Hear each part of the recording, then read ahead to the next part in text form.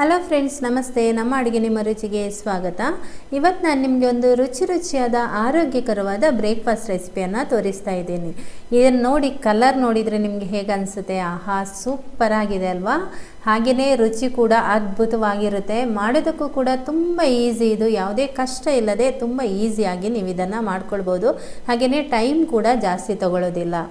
ತಿಂಡಿಗಲ್ಲದೆ ಮಕ್ಕಳಿಗೆ ಲಂಚ್ ಬಾಕ್ಸಿಗೆ ಕೂಡ ಇದನ್ನು ನೀವು ಹಾಕಿ ಕೊಡ್ಬೋದು. ಹಾಗಾದರೆ ಬನ್ನಿ, ಇದನ್ನು ಮಾಡೋದು ಹೇಗೆ ಅಂತ ನೋಡೋಣ.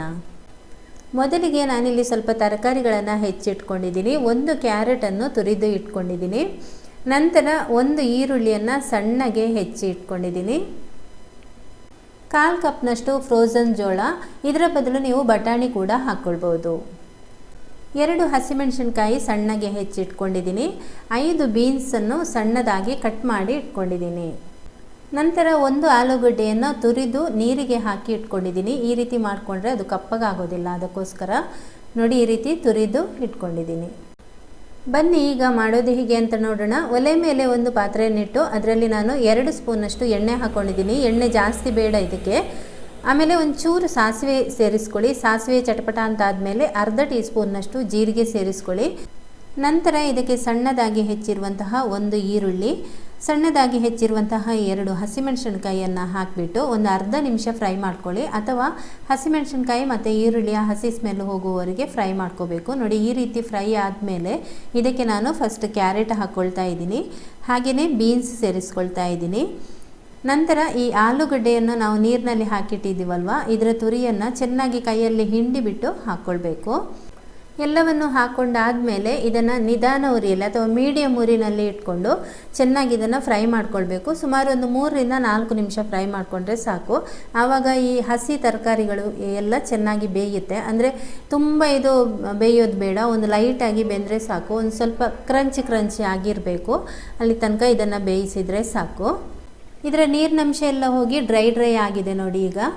ಈಗ ಇದಕ್ಕೆ ನಾನು ಜೋಳ ಹಾಕ್ಕೊಳ್ತಾ ಇದ್ದೀನಿ. ನೀವು ಜೋಳದ ಬದಲು ಬಟಾಣಿ ಸೇರಿಸ್ಕೊಳ್ಬೋದು. ಫ್ರೋಝನ್ ಬಟಾಣಿ ಅಥವಾ ನೆನೆ ಹಾಕಿರುವಂತಹ ಬೆಂದಿರುವಂತಹ ಬಟಾಣಿಯನ್ನು ಸೇರಿಸ್ಕೊಳ್ಬೋದು. ಈಗ ಇದಕ್ಕೆ ನಾನು ರುಚಿಗೆ ತಕ್ಕಷ್ಟು ಉಪ್ಪು ಸೇರಿಸ್ಕೊಳ್ತಾ ಇದ್ದೀನಿ. ಹಾಗೆಯೇ 1/4 ಟೀ ಸ್ಪೂನಷ್ಟು ಚಿಲ್ಲಿ ಪೌಡರ್, 1/4 ಟೀ ಸ್ಪೂನಷ್ಟು garam masala powder, 1 ಚಿಟಿಕೆಯಷ್ಟು pepper powder ಸೇರಿಸ್ಕೊಳ್ತಾ ಇದ್ದೀನಿ. 1 ಟೀ ಸ್ಪೂನಷ್ಟು ಚಾಟ್ ಮಸಾಲ, ಆಮೇಲೆ 1 ಸ್ಪೂನ್ನಷ್ಟು ಕಸೂರಿ ಮೇಥಿಯನ್ನು ಚೆನ್ನಾಗಿ ಕೈಯಲ್ಲಿ ಈ ರೀತಿ ಪುಡಿ ಮಾಡಿಕೊಂಡು ಹಾಕ್ಕೊಳ್ಳಿ. ಇದರಲ್ಲಿ ಯಾವುದಾದ್ರೂ ಒಂದು ಇಲ್ಲ ಅಂದ್ರೂ, ಚಾಟ್ ಮಸಾಲ, ಕಸೂರಿ ಮೇಥಿ ಇದೆಲ್ಲ ಇಲ್ಲ ಅಂದ್ರೂ ಪರವಾಗಿಲ್ಲ, ಅದನ್ನು ಸ್ಕಿಪ್ ಮಾಡ್ಕೋಬೋದು. ಆದರೆ ಹಾಕಿದರೆ ರುಚಿ ಇನ್ನೂ ಕೂಡ ಚೆನ್ನಾಗಿರುತ್ತೆ. ಅಥವಾ ನಿಮಗೆ ಇಷ್ಟವಾದ ಯಾವುದೇ ಮಸಾಲೆಗಳನ್ನು ಇದಕ್ಕೆ ಹಾಕೋಬೋದು. ಕೊನೆಯದಾಗಿ ಇದಕ್ಕೆ ಸ್ವಲ್ಪ ಕೊತ್ತಂಬರಿ ಸೊಪ್ಪನ್ನು ಹಾಕಿ ಚೆನ್ನಾಗಿ ಮಿಕ್ಸ್ ಮಾಡಿಬಿಟ್ರೆ ರೆಡಿ ಆಗುತ್ತೆ ಇದು. ಗ್ಯಾಸ್ ಆಫ್ ಮಾಡ್ಕೊಳ್ಳಿ. ಗ್ಯಾಸ್ ಆಫ್ ಮಾಡಿದ ನಂತರ ಇದಕ್ಕೆ ಸ್ವಲ್ಪ ನಿಂಬೆ ರಸವನ್ನು ಹಿಂಡಿ ಮಿಕ್ಸ್ ಮಾಡ್ಕೊಳ್ಳಿ. ಈಗ ಒಂದು ಸ್ವಲ್ಪ ಜಾಸ್ತಿ ಏನೂ ಹಾಕಬೇಡಿ, ಒಂದು ಸ್ವಲ್ಪ ಸಾಕು ನೋಡಿ, ಇಷ್ಟು. ಈಗ ಇದನ್ನು ಮಿಕ್ಸ್ ಮಾಡ್ಕೊಂಡಾದಮೇಲೆ ಒಂದು ತಟ್ಟೆಗೆ ಹಾಕಿಬಿಟ್ಟು ಇದು ಸ್ವಲ್ಪ ಆರಲಿಕ್ಕೆ ಬಿಡಬೇಕು. ಅಂದರೆ ಇದು ತಣ್ಣಗಾಗಬೇಕು. ಈಗ ಒಲೆ ಮೇಲೆ ಒಂದು ಬಾಣಲೆ ಇಟ್ಟಿದ್ದೀನಿ. ಇದರಲ್ಲಿ 1/4 ಕಪ್ನಷ್ಟು ನೀರು ಹಾಕ್ಕೊಳ್ತಾ ಇದ್ದೀನಿ. ಅರ್ಧ ಟೀ ಸ್ಪೂನಷ್ಟು ಎಣ್ಣೆ, 1/4 ಟೀ ಸ್ಪೂನಷ್ಟು ಉಪ್ಪು ಸೇರಿಸ್ಕೊಳ್ತಾ ಇದ್ದೀನಿ. ಈ ನೀರು ಚೆನ್ನಾಗಿ ಒಂದು ಕುದಿ ಬರಬೇಕು. ಈಗ ನೋಡಿ, ನೀರು ಚೆನ್ನಾಗಿ ಕುದಿ ಬರ್ತಾ ಇದೆ. ಗ್ಯಾಸ್ ಆಫ್ ಮಾಡಿದ್ದೀನಿ. ಇದಕ್ಕೆ ನಾನು 1 ಕಪ್ನಷ್ಟು ಅಕ್ಕಿ ಹಿಟ್ಟು ಸೇರಿಸ್ಕೊಳ್ತಾ ಇದ್ದೀನಿ. ಅಕ್ಕಿ ಹಿಟ್ಟು ಹಾಕಿಬಿಟ್ಟು ಚೆನ್ನಾಗಿ ತಕ್ಷಣ ಈ ರೀತಿ ಮಿಕ್ಸ್ ಮಾಡ್ಕೊಳ್ಬೇಕು. ಆ ಒಂದು ಬಿಸಿ ನೀರಲ್ಲಿ ಇದು ಬೇಯಬೇಕು ಹಿಟ್ಟು ಏನಾದರೂ ನಿಮಗೆ ಕಮ್ಮಿ ಆಗಿದೆ ಅಂತ ಅನಿಸಿದರೆ ಸ್ವಲ್ಪ ಹಾಕ್ಕೊಳ್ಬೋದು. ಒಟ್ಟಾರೆ ಇದು ಗಟ್ಟಿಯಾಗಿ ಹಿಟ್ಟು ಬರಬೇಕು. ಹಾಗೆಯೇ ಒಂದು ಸ್ವಲ್ಪ ಅದು ಬೆಂದ ಹಾಗೆ ಆಗಬೇಕು. ಈಗ ಚೆನ್ನಾಗಿ ಇದನ್ನು ಮಿಕ್ಸ್ ಮಾಡ್ಕೊಂಡಾದಮೇಲೆ ನಾನು ಮುಚ್ಚಳ ಮುಚ್ಚಿ ಒಂದು 5 ನಿಮಿಷ ಹಾಗೆಯೇ ಬಿಟ್ಬಿಡ್ತೀನಿ. ಆಗ ಅದರ ಹಬೆಗೆ ಅದು ಚೆನ್ನಾಗಿ ಬೇಯುತ್ತೆ. 5 ನಿಮಿಷ ಆದಮೇಲೆ ನಿಮಗೆ ತೋರಿಸ್ತಾ ಇದ್ದೀನಿ. ಚೆನ್ನಾಗಿ ಈ ರೀತಿ ಸೌಟಲ್ಲಿ ಒಂದು ಸರ್ತಿ ಮಿಕ್ಸ್ ಮಾಡ್ಕೊಳ್ಳೋಣ. ಸ್ವಲ್ಪನೂ ಗಂಟಾಗಬಾರ್ದು, ಇದು ಗಂಟಾಗದಾಗೆ ಮಿಕ್ಸ್ ಮಾಡ್ಕೊಳ್ಳಿ ಚೆನ್ನಾಗಿ. ಮತ್ತು ಹಿಟ್ಟು ತುಂಬ ಗಟ್ಟಿ ಇರಬೇಕು. ಈಗ ಇದರಿಂದ ಸಣ್ಣ ಸಣ್ಣ ಉಂಡೆಗಳನ್ನು ಮಾಡ್ಕೊಳ್ತಾ ಇದ್ದೀನಿ. ನೋಡಿ, ಈ ರೀತಿ ಉಂಡೆಗಳು ಮಾಡ್ಕೊಂಡಾದಮೇಲೆ ನಾನು ನೆಕ್ಸ್ಟ್ ಸ್ಟೆಪ್ ನಿಮಗೆ ತೋರಿಸ್ತೀನಿ. ನೋಡಿ, ಈ ರೀತಿ ಕೈಯಲ್ಲಿ ಇದನ್ನು ಅಗಲ ಮಾಡ್ಕೊಳ್ಳಿ. ನಿಮಗೆ ಕೈಗೆ ಅಂಟ್ತಾ ಇದೆ ಅಂತಂದರೆ ಸ್ವಲ್ಪ ನೀರನ್ನು ಅಥವಾ ಎಣ್ಣೆಯನ್ನು ಸೇರಿಸ್ಕೊಳ್ಬೋದು. ನೀರಿನ ಬದಲು ಎಣ್ಣೆಯನ್ನೇ ಸೇರಿಸ್ಕೊಳ್ಳಿ, ಆಗ ಕರೆಕ್ಟ್ ಆಗುತ್ತೆ. ಈಗ ಒಂದು ಸ್ವಲ್ಪ ಅಗಲ ಮಾಡಿಬಿಟ್ಟು ನೋಡಿ, ತಣ್ಣಗಾಗಿರುವಂತಹ ಈ ಒಂದು ಪಲ್ಯವನ್ನು ಇದರ ಮಧ್ಯದಲ್ಲಿ ಇಡ್ತಾ ಇದ್ದೀನಿ.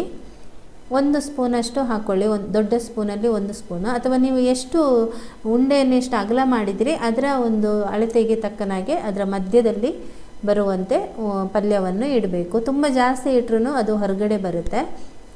ಸ್ವಲ್ಪ ಅಲ್ಲಿ ಗಾಳಿ ಆಡೋದಕ್ಕೆ ಒಂದು ಸ್ವಲ್ಪ ರೌಂಡ್ ಶೇಪ್ ನಾವು ಈ ರೀತಿ ಮಾಡ್ಕೊಳ್ತೀವಲ್ವ, ಒಳಗಡೆ ಗಾಳಿ ಆಡೋದಕ್ಕೆ ಒಂದು ಸ್ವಲ್ಪ ಗ್ಯಾಪ್ ಇರಬೇಕು. ಅಂದರೆ ತುಂಬ ಟೈಟಾಗಿ ಮಾಡ್ಕೊಳ್ಬೇಡಿ, ಆವಾಗ ಬೆಂದಾಗ ಅದು ಒಡೆಯುತ್ತೆ ಬೇಯೋದಕ್ಕೆ ಇಟ್ಟಾಗ. ಈಗ ಇನ್ನೊಂದು ರೀತಿ ನಿಮಗೆ ನಾನು ತೋರಿಸ್ತಾ ಇದ್ದೀನಿ.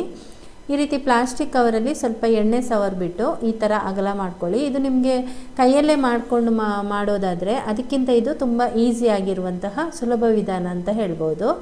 ನೋಡಿ ಎಷ್ಟು ಕ್ಲೀನಾಗಿ ಚೆನ್ನಾಗಿ ಬರ್ತಾ ಇದೆ. ಈ ರೀತಿ ಉಂಡೆಗಳನ್ನು ಮಾಡ್ಕೊಳ್ಳಿ. ಅಕಸ್ಮಾತ್ ಹಿಟ್ಟು ಏನಾದರೂ ತೆಳ್ಳಗಾಗಿಬಿಟ್ರೆ ಬಾಣಲೆಯನ್ನು ವಾಪಸ್ ಒಲೆ ಮೇಲೆ ಇಟ್ಟು ಅದಕ್ಕೆ ಒಂದು ಸ್ವಲ್ಪ ಹಸಿ ಹಿಟ್ಟು ಹಾಕಿ ಚೆನ್ನಾಗಿ ಮಿಕ್ಸ್ ಮಾಡ್ಕೊಳ್ಳಿ, ಗಟ್ಟಿ ಮಾಡ್ಕೊಳ್ಳಿ, ಆಗ ನಿಮಗೆ ಕರೆಕ್ಟಾಗಿ ಬರುತ್ತೆ. ಈಗ ಇಷ್ಟು ಉಂಡೆಗಳನ್ನು ಮಾಡ್ಕೊಂಡಾದಮೇಲೆ ಇದರಲ್ಲಿ ಒಂದು ಸ್ವಲ್ಪ ಪಲ್ಯ ಉಳ್ಕೊಂಡಿದೆ. ಈಗ ನೋಡಿ, ಒಂದು ಪಾತ್ರೆಯಲ್ಲಿ ನಾನು ನೀರಿಟ್ಟಿದ್ದೇನೆ. ನೀರು ಚೆನ್ನಾಗಿ ಕುದೀತಾ ಇದೆ. ಹಾಗೆಯೇ ಅದರ ಮೇಲೆ ಒಂದು ತಟ್ಟೆ ಇಟ್ಬಿಟ್ಟು ಆ ತಟ್ಟೆಗೆ ಒಂದು ಸ್ವಲ್ಪ ಎಣ್ಣೆ ಸವರಿದ್ದೀನಿ, ಅಂಟ್ಕೊಳ್ಬಾರ್ದು ಅಂತ. ಇದೇ ಥರ ನೀವು ಮಾಡ್ಕೊಳ್ಬೋದು. ಈ ರೀತಿಯ ತಟ್ಟೆ ನಿಮ್ಮ ಹತ್ರ ಇಲ್ಲ ಅಂದರೆ ಯಾವುದೇ ನೀವು ಸ್ಟೀಲ್ ತಟ್ಟೆಗಳು ಯಾವುದು ಕೂಡ ಇಡ್ಬೋದು.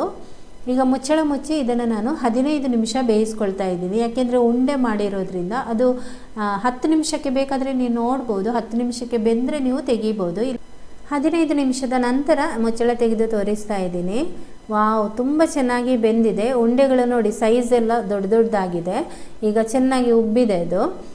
ಈಗ ಇದನ್ನು ನಾವು ಹೀಗೇ ತಿನ್ಬೋದು, ಅಥವಾ ಒಂದು ಸ್ವಲ್ಪ ಇದಕ್ಕೆ ಟ್ವಿಸ್ಟ್ ಕೊಡ್ತಾ ಇದ್ದೀನಿ ನಾನು. ಅಂದರೆ ಇನ್ನಷ್ಟು ರುಚಿಯನ್ನಾಗಿ ಮಾಡೋದಕ್ಕೆ ಯಾವ ರೀತಿ ಮಾಡ್ತಾ ಇದ್ದೀನಿ ಅಂತ ನೋಡಿ. ಈಗ ಒಂದು ಪ್ಯಾನ್ಗೆ 2 ಸ್ಪೂನಷ್ಟು ಎಣ್ಣೆ ಹಾಕ್ಕೊಳ್ಳಿ. ಜಾಸ್ತಿ ಬೇಡ, ಜಸ್ಟ್ 2 ಸ್ಪೂನ್ ಅಷ್ಟು ಸಾಕು. ಈ ಎಣ್ಣೆ ಕೂಡ ಕೊನೆಗೆ ಹಾಗೇ ಉಳಿಯುತ್ತೆ, ಅದು ಎಳ್ಕೊಳ್ಳೋದಿಲ್ಲ ಉಂಡೆ. ಈಗ ಎಲ್ಲ ಉಂಡೆಗಳನ್ನು ಇದಕ್ಕೆ ಇಡ್ತಾ ಇದ್ದೀನಿ ನೋಡಿ. ಆಮೇಲೆ 2 ಸೈಡ್ ಇದನ್ನು ಚೆನ್ನಾಗಿ ಈ ರೀತಿ ಮಾಡಿಕೊಂಡು ಫ್ರೈ ಮಾಡ್ಕೊಳ್ಳಿ. ಈ ಥರ ಮಾಡೋದ್ರಿಂದ ತುಂಬ ರುಚಿಯಾಗಿ ಬರುತ್ತೆ. ಒಂದು 2 ನಿಮಿಷ ಇದನ್ನು ಈ ರೀತಿ ಫ್ರೈ ಮಾಡಿಕೊಂಡ್ರೆ ಸಾಕು.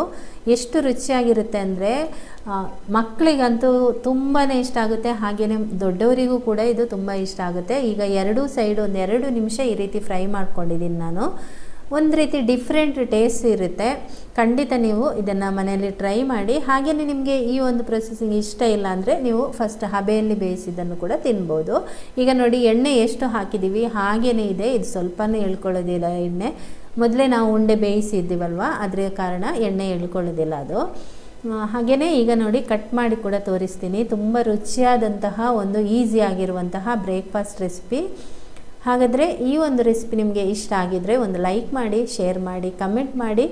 ನಮ್ಮ ಚಾನಲ್ಗೆ ಸಬ್ಸ್ಕ್ರೈಬ್ ಆಗೋದು ಮರಿಬೇಡಿ. Thank you.